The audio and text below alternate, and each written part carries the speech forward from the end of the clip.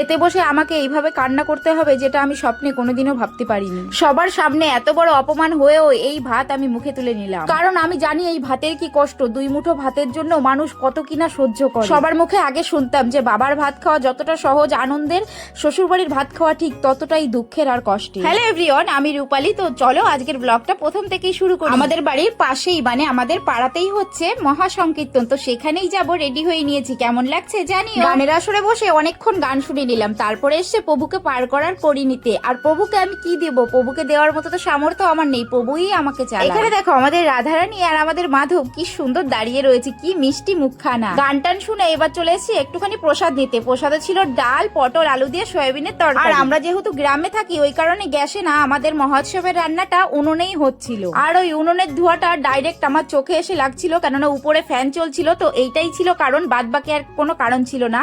তো আজকে আসি বা